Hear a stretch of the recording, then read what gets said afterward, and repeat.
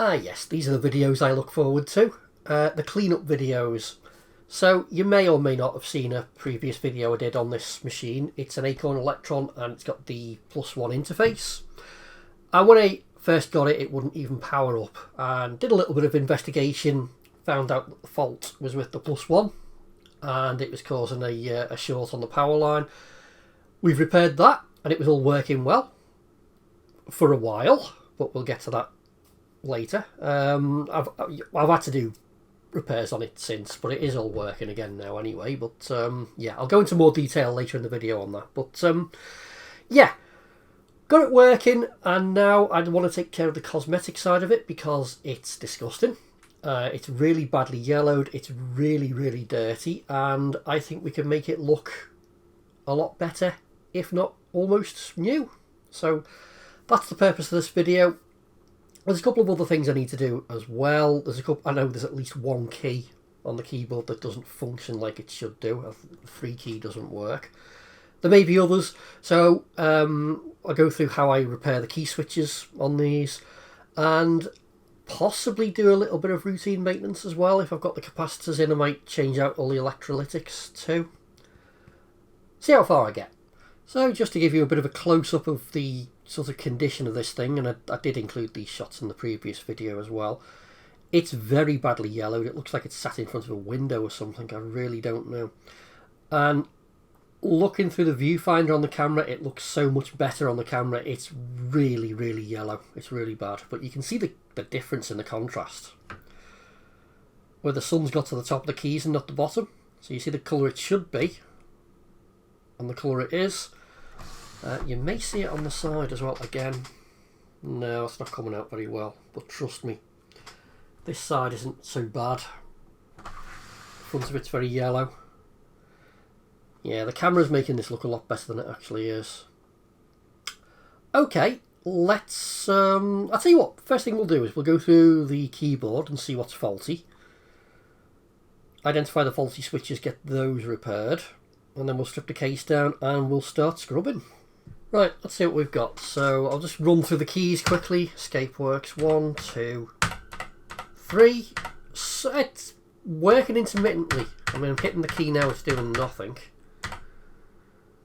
4, 5, 6, 7, 8, 9. I'll just quickly zip through these.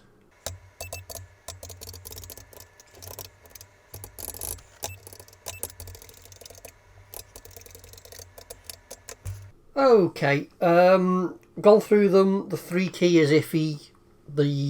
Is it the X key? Yeah, the X key's dead. And the A key just actually seems okay now, but I'm sure for a couple of seconds it wouldn't work. Maybe I just didn't hit it hard enough, I don't know. I'm pressing them very lightly. No, I think that's okay. So I think it's just the 2 keys, the 3 and the X. So they're our faulty keys. Let me just start by pulling the keycaps just for those 2 faulty keys. If my keycap puller will fit. Yep. And did I say Z or X? I think it was. Do you know? I can't remember. I'm going to have to check. X, of course it was X. I'm an idiot. Memory like a goldfish. Okay, let's just pull those caps and then we'll just remove the expansion while we're at it.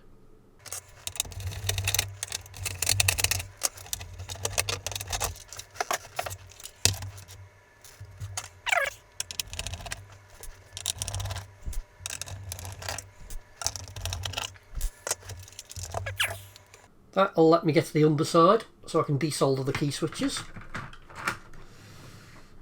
So let me get my desoldering pump out. Alright, out you come. So that is my X key right there, I think. So let's just desolder the pins.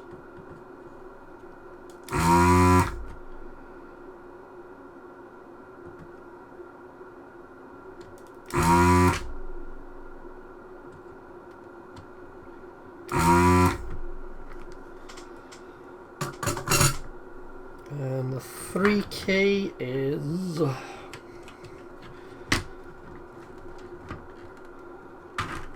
that one.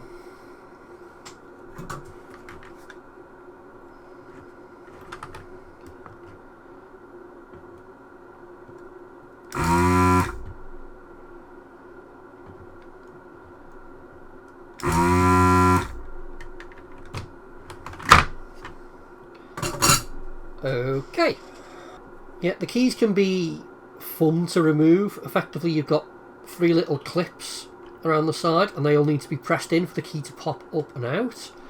Easiest way I find to do that is to put a flat object underneath and press on the pins from the underside, and then just with a little screwdriver just unclip these little clips, just push them in, and the key should pop out.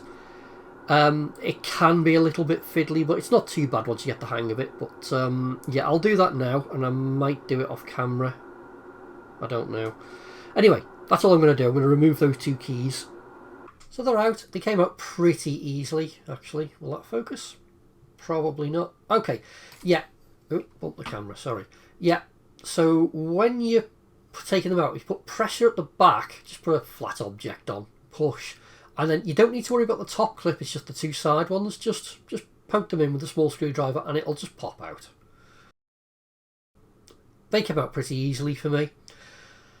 So yeah, they're very similar to the BBC Micro switches, although with the BBC Micro you can actually dismantle the switch completely and clean the contacts directly.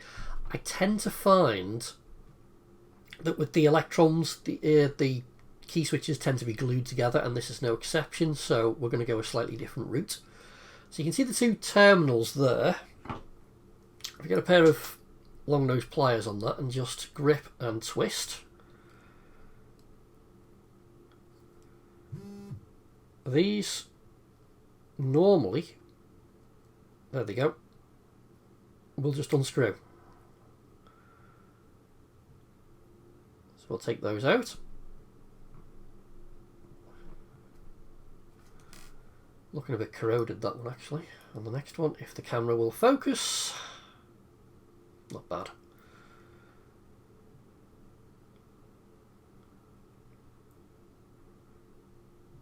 And there it goes. Then what you can do is you get your favourite contact cleaner of choice and just squirt into the holes. And just work the switch a few times.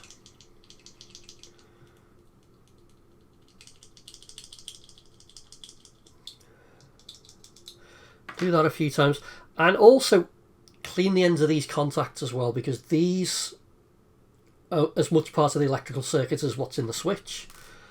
And then hopefully when we put it back together,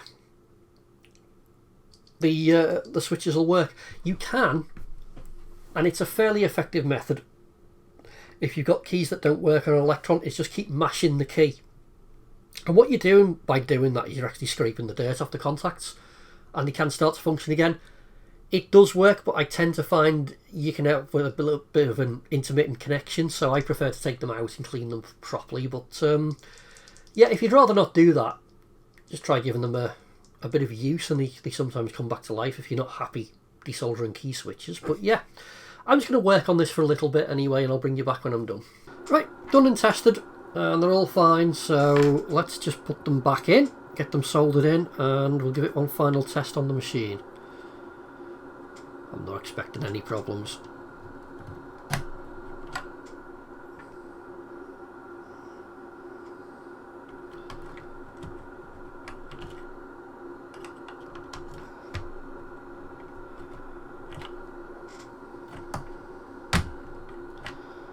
There we go, solder that from the other side and we're good to go.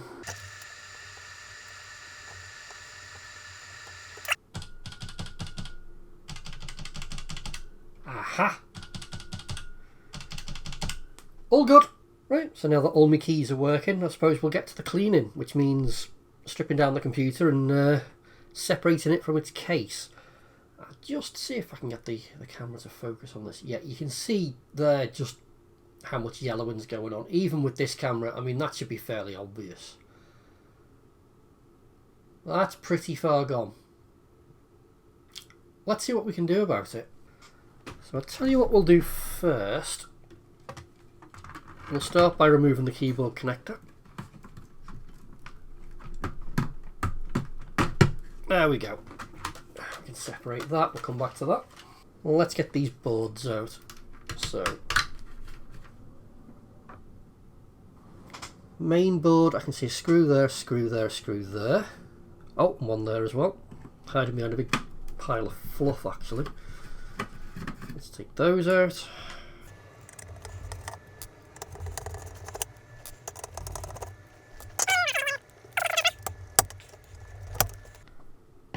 And the speaker. Let's take a note of the polarity, and then we should be able to just lift the board out, I think. Yep. There she goes. Power board, just got the 3 screws.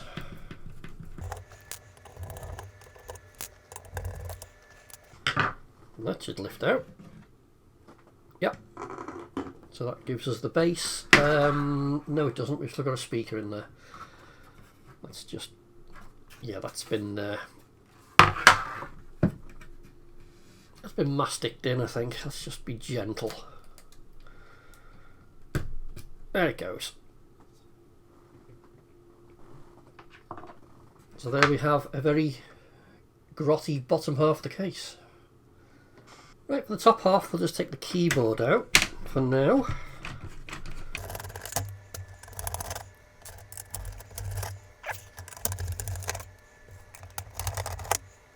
So now I just want to pull the rest of these keys off, because they'll all need washing as well.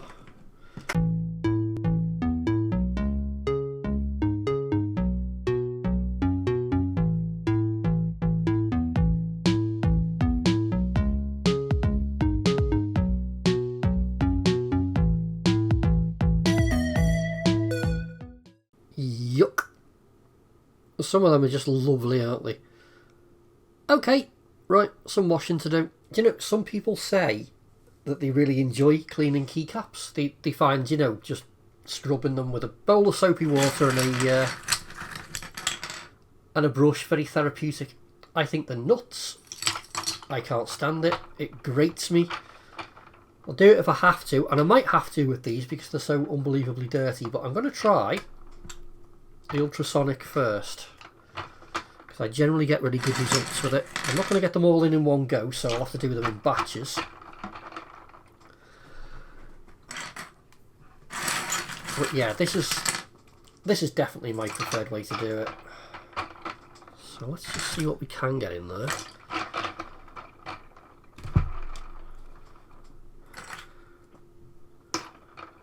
More.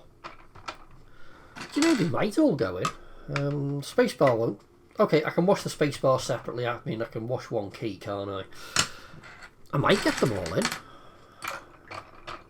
Let's see. Let's go for it. It's getting a bit thin.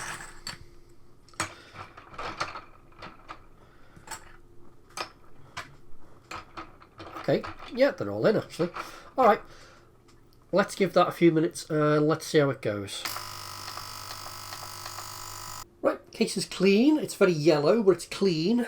I suppose we'll try with the peroxide. I mean, normally when something's this yellow, it's difficult to get it to come back, but we'll see. We've got nothing to lose by trying, have we? It's not the case. Oh god, that went, didn't I? It's not the case I'm too worried about, but the keys are really bad, so I think they're going to be the difficult bit to de-yellow. We'll see.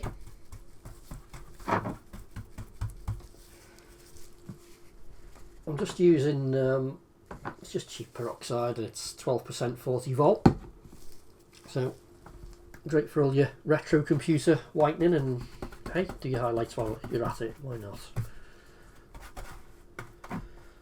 And I've got plenty of it as well, so I'm going to be fairly liberal with it.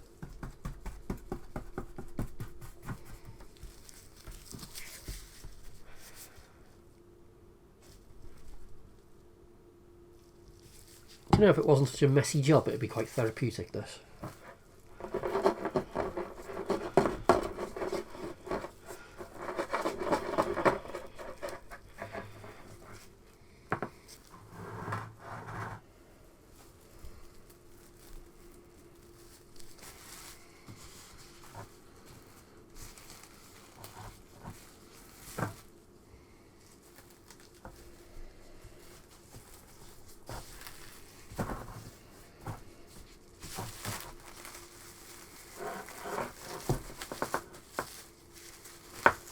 And the bottom half.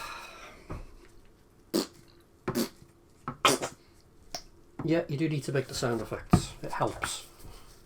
Doesn't work properly if you don't.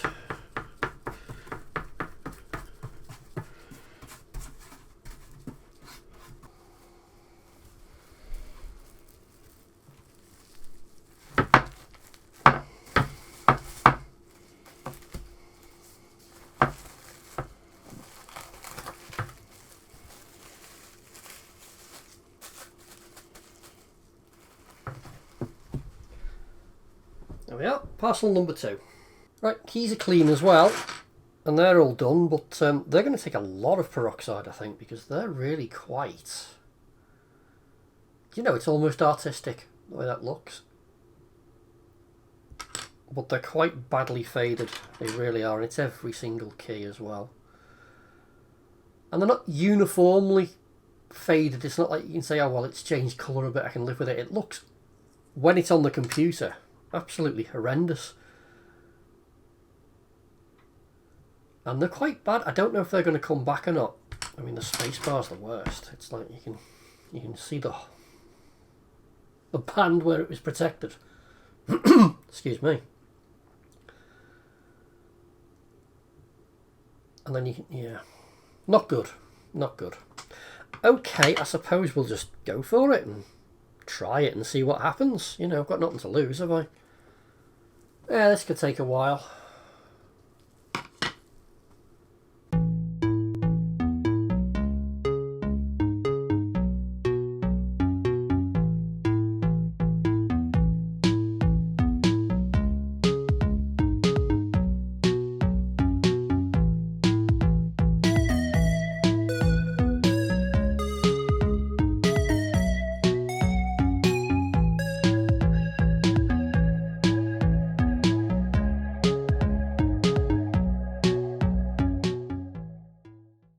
So the retrobrighting's ongoing. I've got the case outside, I've got the keys in a light box with a full spectrum light beaming down on them as we speak. So I don't know how good they're going to come back. Hopefully we can make them look a bit better, but if we can't, well, at least we tried. So I think what I'll do while I've got the machine apart is a little bit of preventative maintenance, and I'll just recap the power board and the main board. I mean, I might as well. I should have the capacitors already, although it uses an awful lot of axials and I've probably only got radials, so I'll have to use a little bit of creative origami when it comes to bending the legs, I suppose. But yeah, I think they're worth changing, so I'll do that. I'll save you the montage, but I'll bring you back when I'm done. All done, all recapped. I've had to, where I had to use a radial cap instead of an axial, there's a little bit of origami going on. Like that one, for example. That's the extreme example. But it looks okay. And they're in, and they're nice fresh caps. So, should be good for another 30 odd years, hopefully. Yeah. One thing I'm going to do, I'll try and zoom in on it. If I can find it and point to it. It's there. And there's a little link pad LK4, and I'm just going to blob over that with some solder and just short it out. And what that does is it adds colour to the composite signal on the output, which by default is black and white, so it comes in handy having the colour composite. I tend to use RGB generally, but if, for example, I'm going to stream, and I'm hoping to do more of that, my video capture card adds like a second delay to the signal, so I can't watch the RGB signal, so it's easier to watch it on a different monitor. And if I've got a colour composite, then that solves that problem. So yeah, I'm going to short out LK4 for my colour composite, and then I'm done with the board. In fact, no, I'm not. I'm going to clean the contacts on the edge connector as well. They're looking a bit grotty. Then I'm done with the board. Then once the retro brighten's finished, we can put it all back together. Yeah, that looks lovely. Okay, let's do something about it.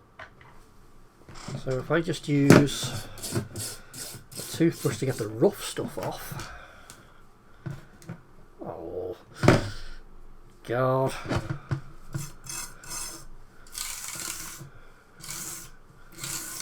Yeah.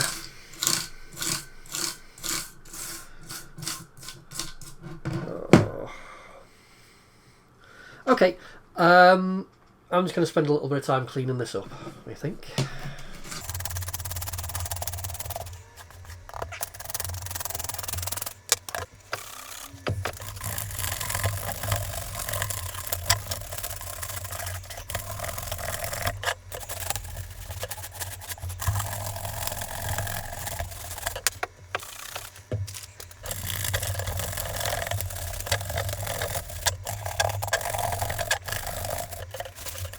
Right, so the case is all retrobrighted and finished. At least it's as finished as far as I'm going to take it.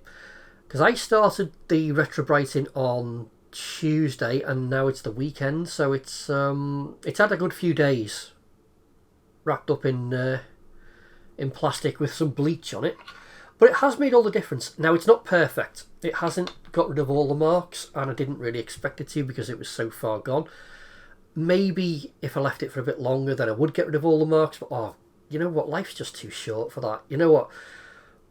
It's de-yellowed to a point where I can stand it, and that's good enough. And I've got this horrible feeling if I take it any further, it's going to start looking blotchy, and I could actually make it look worse. So it's good enough for me. I just want to put the thing back together now, but take a look at the spacebar. That was the worst part of it.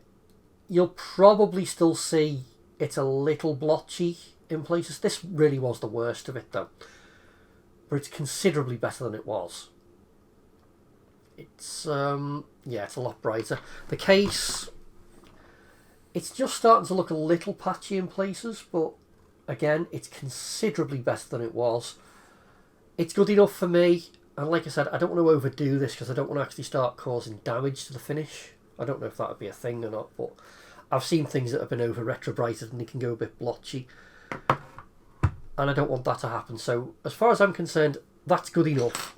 Most of the keys have come out really nice. They all had a weird little pattern on them due to the way it had faded, but yeah, it's really cleaned up quite well. So it'll look respectable, presentable. That's all I'm worried about. So I'll start reassembling this now. In fact, let's start with the keyboard. Right, let's put the keyboard back together. I suppose I'll start with the spacebar because that's the fiddly one, isn't it? It's got these little push-in clips for the stabilizer bar. So if I get one of those in, hook it in, that disappears. Fiddly arse, right.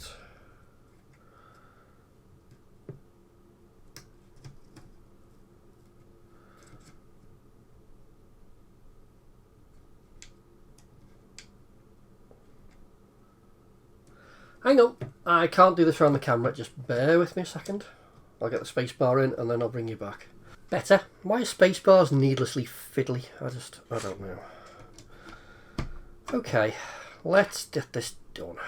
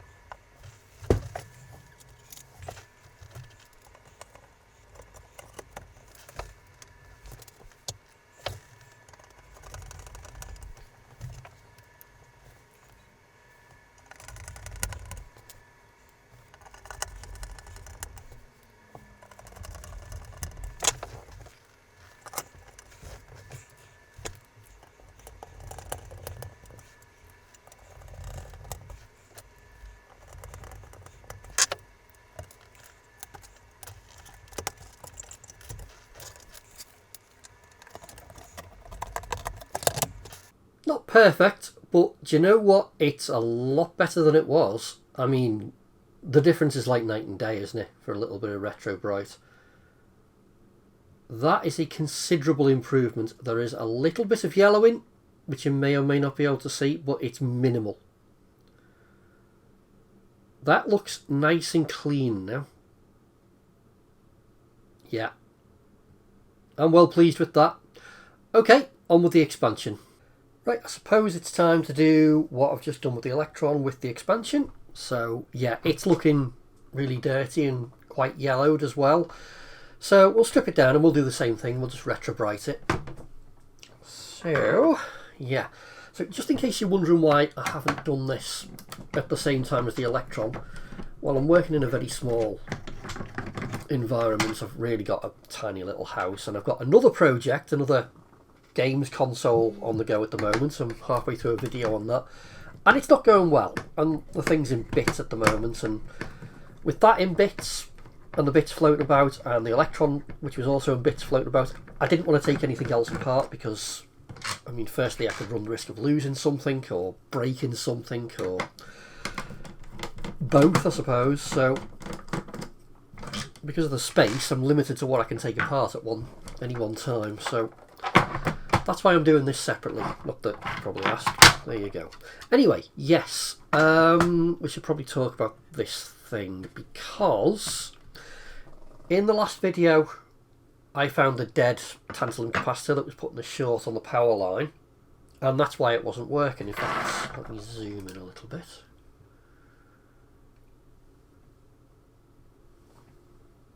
Yeah, it was this one here. It was putting a short on the line. So I took it out and replaced it, and it worked perfectly for a while. And then I started getting some really weird behaviour out of the thing.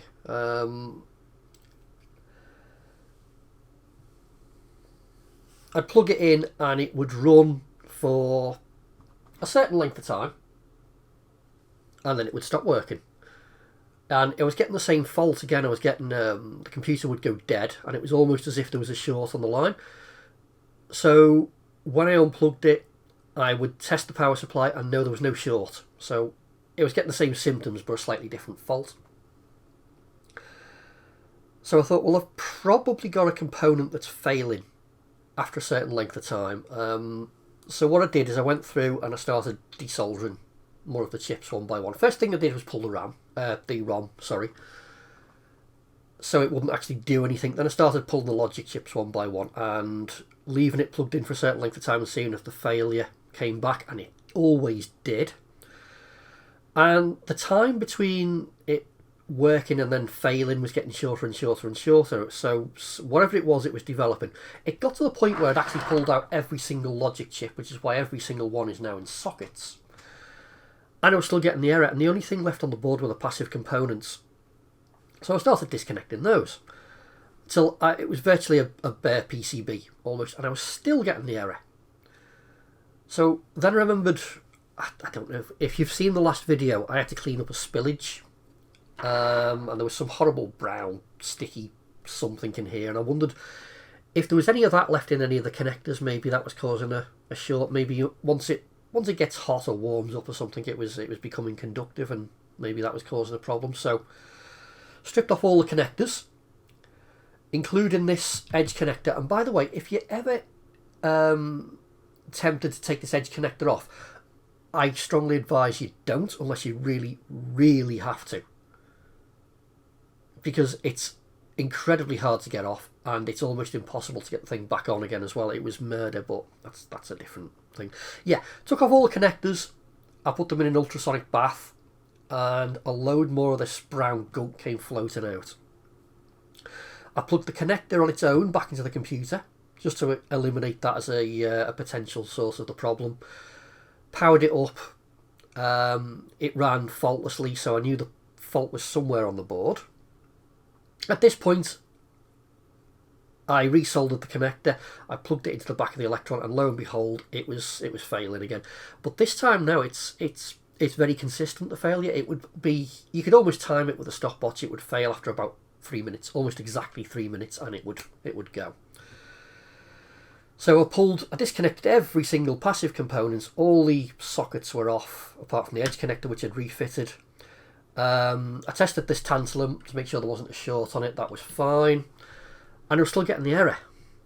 And it's been driving me absolutely crackers. I had to walk away from it a few times. I ended up pulling up all the chip sockets again to see if I'd made a mistake when I fitted them. Did I have a short circuit underneath, maybe? No.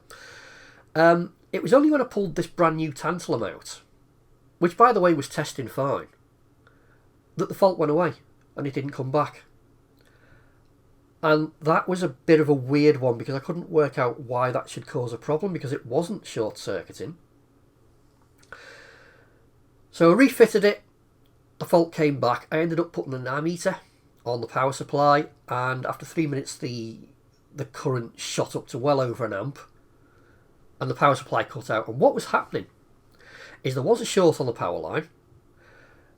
It was going ridiculously high, the current pull. The power supply was actually overheating and it was automatically cutting out. And when this tantalum was pulled, the fault would go away. So it seems I couldn't understand why. And it's only when I looked at a circuit diagram of the edge connector, because I couldn't find a circuit diagram anywhere for this. It's when I looked at one for the Electron edge connector, I was working out where the power rails were. And I was working out where the negative 5 volts, positive 5 volts and the ground were, that I found this tantalum was in backwards. So it was only a matter of time before it failed. Yeah, it sits across the power lines and it was in backwards. And I thought, oh, you stupid idiot, you've put that in backwards. That's what's causing the problem. So what was happening is, and the only reason it didn't explode, I think, is because that power supply was cutting out, is it was resisting to a certain point and then it would just fail. And it would just go short circuit, and that was causing the failure. And then when it was disconnected from the power, it would recover, if you like, to a certain degree, and actually test okay. And the fault would go away, and that's what made it so difficult to track down. But when I've gone back through me old footage and photographs, because I always take photographs before I start any of this, just in case I need a reference point. I thought, how did I manage to put that in backwards? And the original was in backwards as well. So I'm assuming it was the original factory component was also fitted in backwards. So that's come out the factory like that. It's probably worked for however long, probably not very long. Failed. The original capacitor has stayed short circuit and it's not worked since. I've come in, I've replaced the part exactly as it was, copied the way it was installed previously, assuming that was correct, also put my capacitor in backwards. That's caused the same fault, except this capacitor would recover after a certain length of time, which made the fault finding really hard. Yeah, so a lesson to be learnt there, really, and it's kind of my own stupidity, I suppose. Don't assume something is correct before you take it apart, and don't assume something's correct because it came out the factory that way.